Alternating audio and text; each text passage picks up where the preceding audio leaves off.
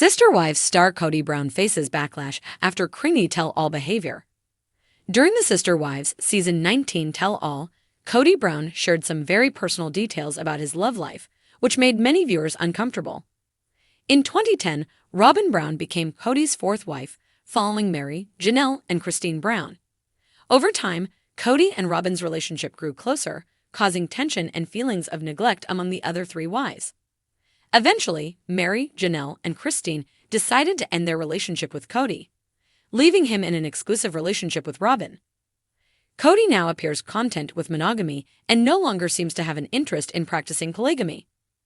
TLC shared Kody's conversation with Sister Wives tell-all host Cristin, where he described his intimacy with Robin as Mormon naughty. Although they didn't have sexual relations before marriage, they did share intimate moments like kissing and hugging. This love confession caused many viewers to cringe, with one Instagram user @rose.was.a.wodat commenting, "Cringe, cringe, cringe. Why does this keep popping up on my feed?" @ermerm1229 wrote, "Please get and keep this man and his wife off of my screen." @EileenGordon378 commented, "Ugh. Kody is so cringy." The comparison of Kody's intimate life with Robin to sports and the revelation that he didn't hit a home run further added to viewers' discomfort. Kody's awkward conversation with Suki during the tell-all didn't portray him in a particularly positive light. Instead, his attempt at humor fell flat, as many fans didn't appreciate hearing about his intimate life with Robin. This isn't the first time Kody has made fans cringe with his statements. Previously, viewers saw a cameo video featuring Kody, where he was accused of being fake and insincere. The clip showed the former polygamous patriarch wishing a fan a happy birthday and attempting to dance. Kody's awkward dance in the cameo left fans cringing with secondhand embarrassment. Kody's attempts at humor often don't seem genuine. It's possible that Sister Wives viewers are tired of watching him and can't appreciate his comedic side because of how he treated his former wives in the past. Despite Kody's efforts to be relatable and funny, many viewers aren't interested in him. Instead, they want to see him offer sincere apologies to his ex-wives. Many fans cringed at Kody's tell-all video because he appeared more proud than humorous. His admission of being intimate with Robin before marriage may have been hurtful to Mary, Janelle, and Cristin. It appears that Kody is making an effort to be funny in order to be more relatable. However, he hasn't been able to repair his public image, which he has damaged over the past decade. If Kody genuinely wants to be more likable, he needs to start by being authentic and sincere in front of the cameras. He should avoid being self-centered and begin showing respect to his former wives. It's not too late for Kody to repair his reputation, but significant changes will be required if he hopes to regain the support of Sister Wives viewers. The sun rose slowly over Flagstaff, its golden light creeping across the jagged peaks like a cautious hand, hesitant, perhaps, to awaken a family that had once thrived in harmony, now fractured and scattered like broken pieces of stained glass. In the once bustling Brown household, silence reigned. The laughter of children echoing through shared living spaces had become a memory. Once, the houses next door to each other held the rhythms of a complex, interconnected family: 4 wives, 1 husband, and over a dozen children.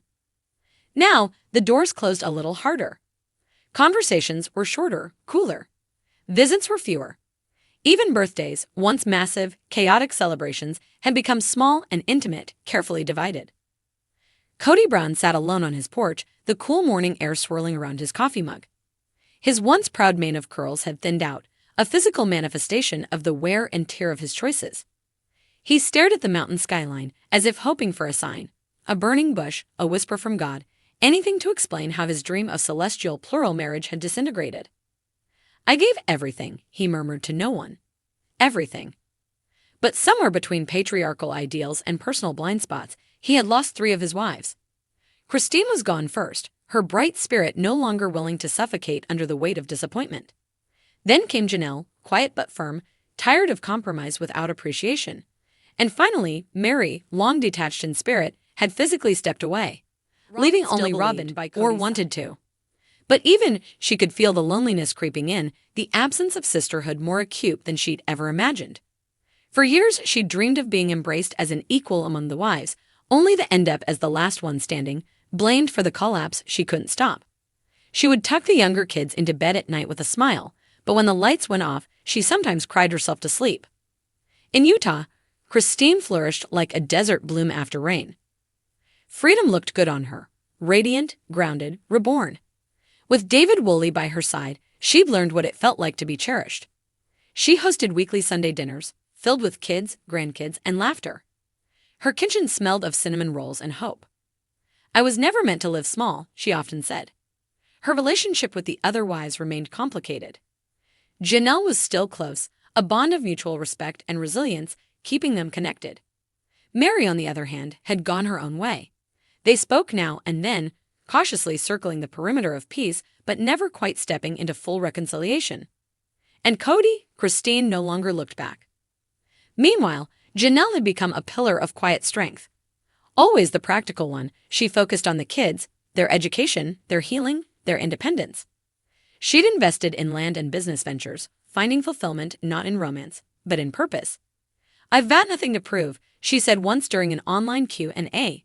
"I don't need to be anyone's second choice." Her bond with Cristin gave her courage, and her distance from Kody gave her clarity.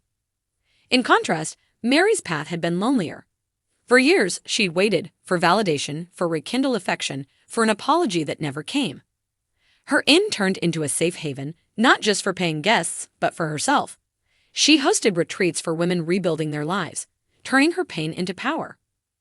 One retreat evening, surrounded by flickering lanterns and teary-eyed guests, she read aloud from a journal. "I stayed too long in a life that wasn't growing. But today, I bloom in my own garden." Applause. Catharsis. Liberation. Back in Flagstaff, Kody was starting to unravel. The control he once had, or thought he had vanished. The children were grown and opinionated. Many harbored resentment. Some, like Gwendolyn and Peyton, were vocal online about the dysfunction they endured. Others simply stopped showing up, finding peace in distance. "Why don't they understand I did this for them?" he said once to Robin. But even Robin was beginning to wonder, had it ever truly been for the children? Or for a man who wanted to prove he could balance 4 lives without ever adjusting his own? The TLC cameras returned for another season, but the tone had shifted. No longer a tale of plural love and communal strength, Sister Wives had become something else, a chronicle of rebuilding, of moving forward after dreams collapse. And maybe, just maybe, a cautionary tale. Yet there was hope too.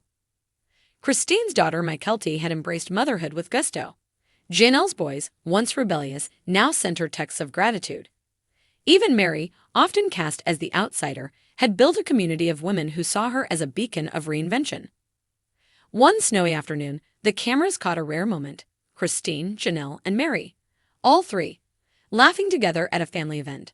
No Robin, no Kody. Just the women, older now, wiser, and more self-assured. "I don't regret the past," Cristin said as they sipped cocoa. "It brought me to this moment, and this moment is mine." Mary nodded, a soft smile playing on her lips. "We're finally writing our own chapters." And Janelle, always the realist, added, "About damn time." Far from the patriarch who had once united them, the sister wives had become something far more powerful, independent authors of their own stories. They were no longer bound by one man's interpretation of divine calling. They were no longer waiting for love to be fair or attention to be evenly divided. They were living, fully, finally. And for viewers who had watched them for over a decade, it wasn't just reality television anymore. It was a mirror. A reminder that sometimes the most radical act of love is the one you give yourself. If you'd like a follow-up about Robin's isolation, Kody's downfall, or the kids' individual paths, I can write that too.